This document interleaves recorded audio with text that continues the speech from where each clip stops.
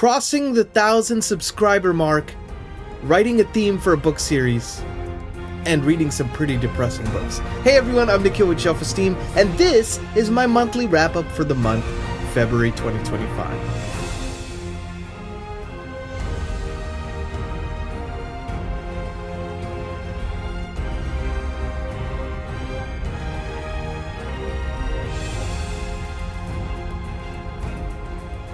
Hey everyone, welcome back to the channel. I'm Nikhil with Shelf-Esteem. I'm a composer, now also a booktuber. You can find my music in The Wheel of Time Season 2, His Dark Materials Season 3, and the newly released Blessed Be the Eternal, the official Idan trilogy theme for Philip Chase's wonderful fantasy trilogy. I wanted to talk to you a little bit about kind of a monthly wrap-up. I've been excited to kind of talk to you about this particular month because it's been a lot of milestones, both for the channel and also for music, for reading. It's one of those where I feel like when I look back at the year, it's going to feel like a watershed kind of a month in all respects. So let's kind of dive into it. If you like this kind of video, please like and subscribe, and let's get on to the books. So the first book I want to talk about is one that I finished earlier in the month, and that is, got them here, Janny Wurts' Curse of the Mistwraith. Book 1 in her Wars of Light and Shadow series. So, for those of you who don't know, this is an 11-book magnum opus that Janny Wurts completed last year in 2024 with the 11th book, Song of Mysteries, I believe it's called. Now, this is the first book. We've been doing it as a soft read-along on the channel, and man, when I tell you this is unlike anything I've read in fantasy, I'm telling you, it's unlike anything I've read in fantasy. It is such a beautifully written book. It's like a tapestry of words that are weaving in and out of each other. And it doesn't sacrifice character or story or subtlety. And it also makes you kind of question, what does it mean to be good? What does it mean to be bad? What does it mean to make the wrong decisions for the right reasons? You know, what is considered morally justified? Just because you see a particular character and you have a preconceived notion of who they are because of their background, does that mean that's all they are? Or are they so much more? So I just really enjoyed this. I think this was a learning experience for me in a book because Janny Wurts writes in a particular prose style that forces you to slow down. I'm not very good at slowing down when I read. That's just a thing that I've noticed through reading this. It's like it forced me to be very attentive to what I was reading, and it forced me to, you know, deliberately kind of start to slow down so I could digest what I was reading. But man, it was well worth the investment because when you give your all to this book gives you more in spades. I really felt like that. I think Janny Wurts is a master of subtlety. She knows how to weave characters and make not only the characters have preconceived notions about each other, but also have the reader have preconceived notions about the characters.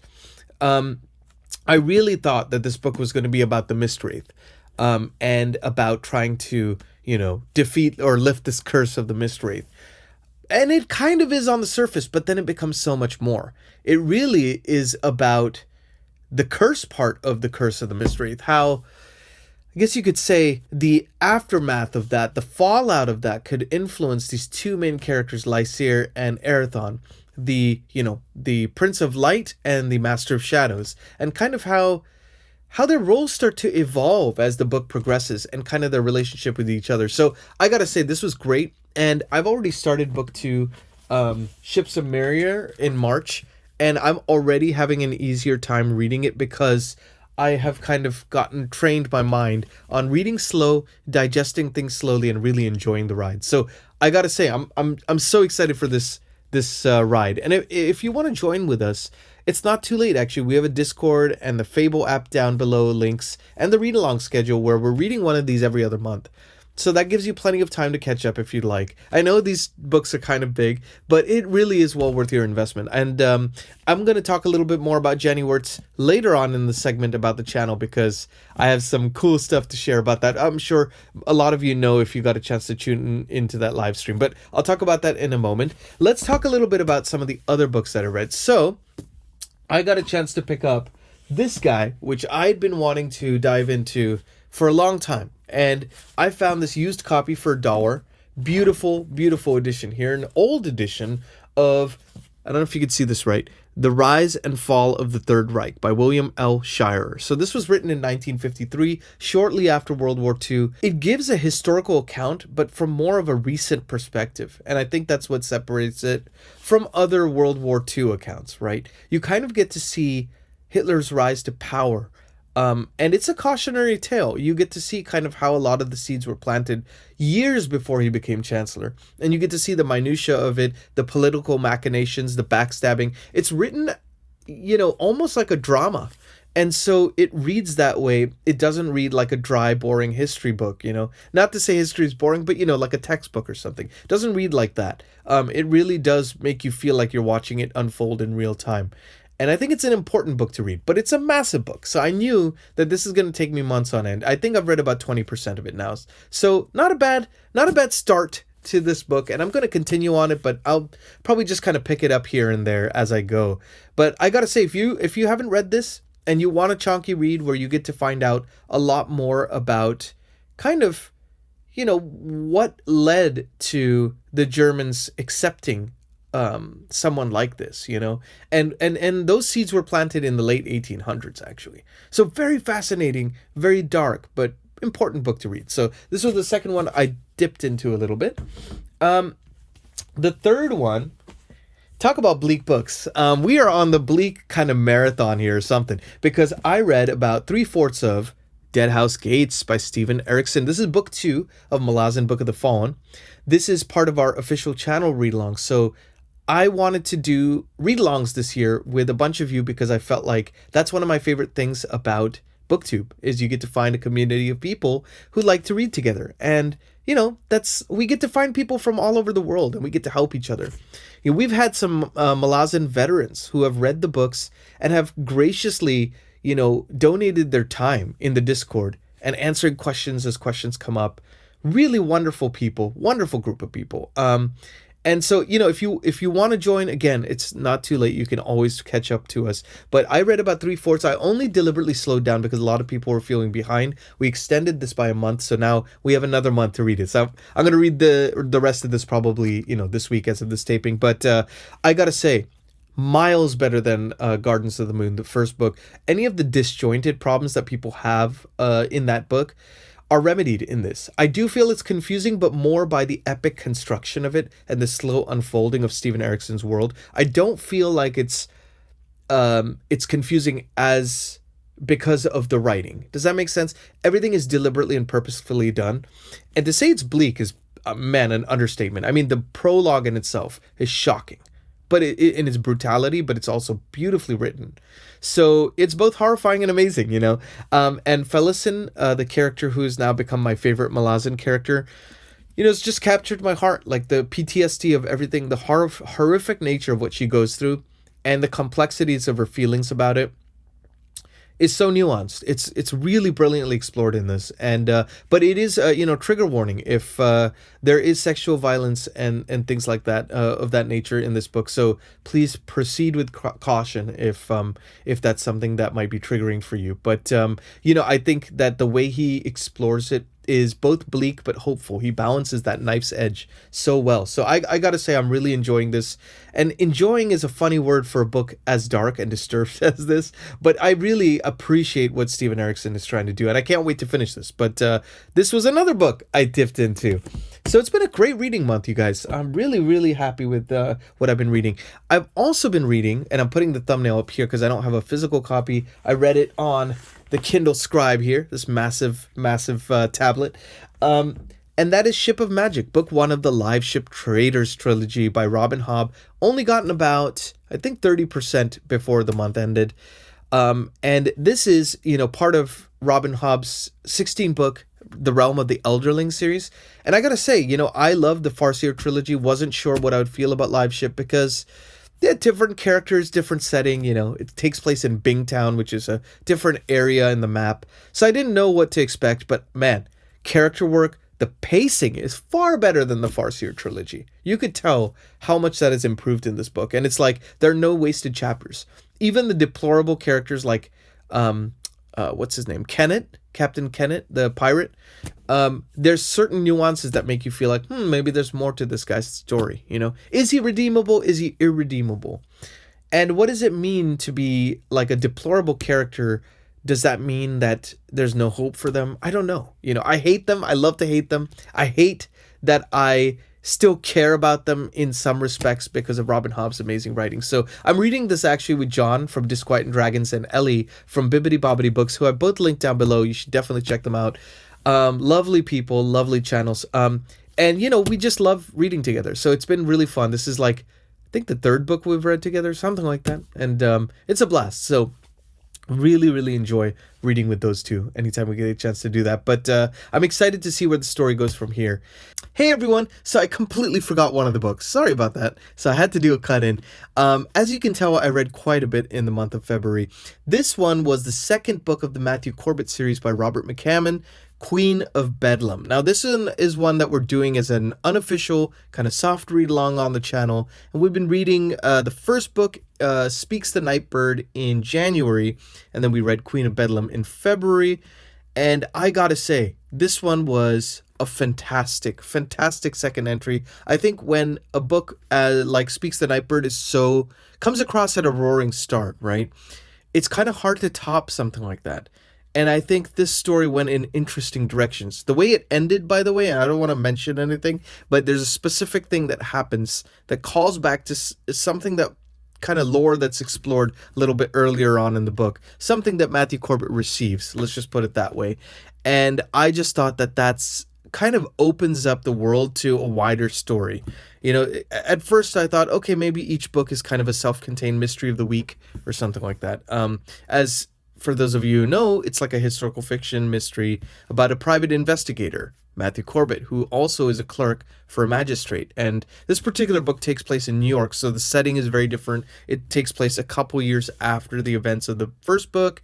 It kind of continues a few threads in this book. So yeah, I thought it was a fantastic entry. I will say, though, it didn't quite match the heights to me of Speaks the Nightbird, because Speaks the Nightbird, every character was very visceral, and it had a very central plot point, and kind of focused like plot.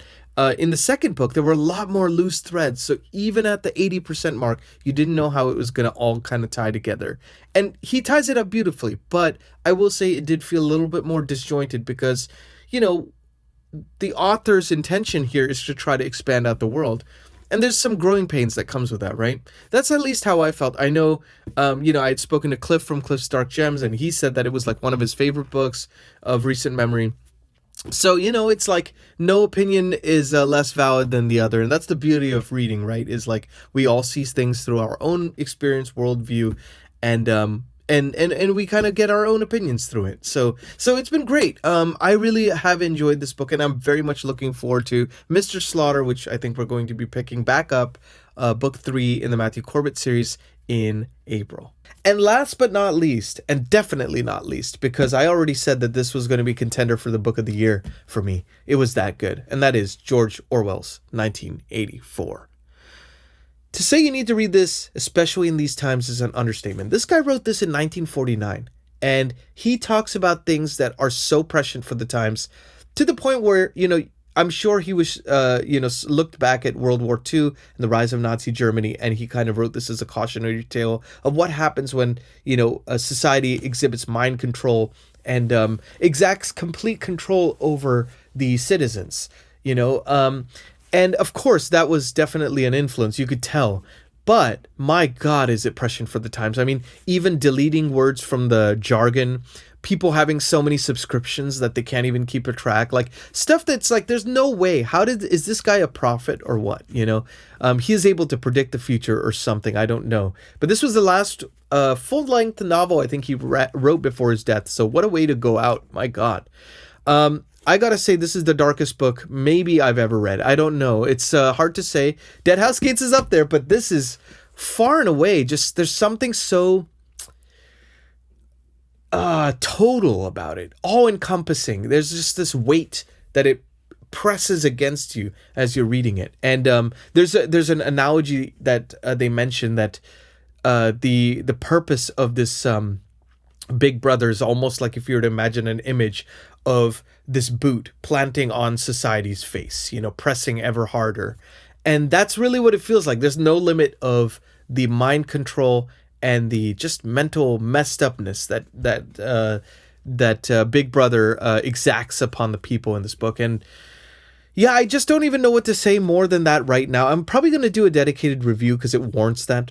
But this was just a powerful read, and I think it's one of those necessary reads, you know. So let's kind of look at these fragmented books that I read of all different genres, shapes, and sizes, and let's talk about the book of the month. So should be no surprise, this month, had it not been for this book, I think there might have been another clear winner. But this book, 1984, really it's just one of those books. It lives up to the hype. It more than meets the hype. I think when you have a book of this importance and this kind of beautifully written, but also just tackling very difficult subject matter, I think it's kind of hard for anything else to compare to it, you know? I'm definitely going to read this more than once. I can just feel it. I can already feel pull back to this book. I've been thinking about it ever since I finished, and I finished it close to the end of the month. Also started it close to the end of the month. I got to say, please pick it up. Like, I implore you to pick it up. Let's put it that way. So, so this is my book of the month, you guys. So let's talk a little bit about the channel, because I think, I want to celebrate a few things that happened on the channel, and it's really no small part to you all. Our Discord channel has increased by almost a third to 65 members, and people who are very active in the community, who are there to help each other tackle intimidating series, doing soft read-alongs, hard read-alongs, chatting with each other, recommending books. It's been really great. Even looking out for book sales, kind of putting them up in our little book sales category. It's been really a wonderful community. We have crossed the 1,000 subscriber mark. So I looked, and we got 60 new subscribers this last month. And I say we because, of course, I'm the steward of the channel, the guardian of the channel, the creator of the channel, maybe, but it is our channel. It is completely our channel because it's our community, right? This is the community we're building here, brick by brick, person by person, book by book. And so I'm just grateful you all have decided to join us here. And so crossing the 1,000 subscriber mark meant a lot to me. It was kind of a personal goal when starting this channel. But beyond that, I really just wanted to share my love of books, my passion for reading. And I'm just grateful you all are here. Let's talk a little bit about the amount of videos, because there was a lot of videos this month. I did 11 new videos on the channel this month, and I also, in addition, did 4 live streams, you guys. So 2 of the live streams were actually episodes 3 and 4 of Shelf Talkers, where I talk with authors and booktubers about writing, about books, about maybe their series that they've worked on, etc., etc. So episode 3 featured my dear friend John from Disquiet and Dragons. We had a lovely conversation. I'm linking that up here if you want to check it out, but don't miss it because John is a lovely guy. He always takes videos in the English countryside and talks about books, and it's always makes me very jealous because I want to be there and I want to experience being in nature like that 24/7, you know. So it was just lovely talking. Every time we get a chance to talk, we could talk for hours, I'm sure. So it was just great to chat with him about books, about the Booktube channel, about creating a community of his own and everything. So definitely check that out. And then episode 4 was, of course, with the legendary author of The Wars of Light and Shadow, Janny Wurts. We talked for like 2 hours, you guys. And I know a lot of you got a chance to join in on that live stream and ask some very poignant questions. And Janny Wurts was such a fountain of knowledge that I actually rewatched it and took notes after, because not only does she talk about the writing process and kind of how she deliberately and intentionally tried to gain life experience to inform the epic scope of her books and be able to understand the subtlety of characters, you know, through her own worldview. I think that was a really interesting topic of conversation. She also talks about the creative process and how to soldier on whether the external validation comes at the time you want or not. Really inspiring stuff for any creative, I think. But also she's just a fascinating lady and a lovely human being, and also happens to be a legendary talented author. So I'm just so grateful. Janny, thank you again for being on the channel and for talking to us a little bit about Wars of Light and Shadow, about the creative process, about Curse of the Mistwraith, spoiler free and spoiler with those sections delineated. So definitely check that out up here as well. I'm linking that up here. And then of course I had my other dear friend on Matthew Corbett read along that we've all been doing on the channel. And the first book was Speaks the Nightbird, and this was with Cliff from Cliff's Dark Gems. He graciously came onto the channel and talked with me for like an hour and a half about that book. And there's a lot to talk about because Robert McCammon is a guy who knows how to make characters compelling. And he knows how to take a random time like the year 1699 in this small town and make it really, really interesting.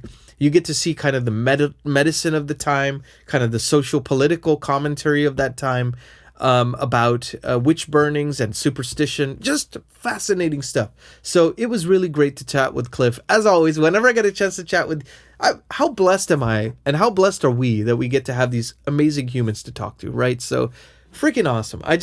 It makes me happy, you know, warms my heart. So let's talk a little bit about a couple of other things that happened. I got a chance to guest on, of course, the magnificent Philip Chase, Dr. Fantasy himself. I got to be on his channel talking about the music process for the Idan trilogy main theme that I finished this last month.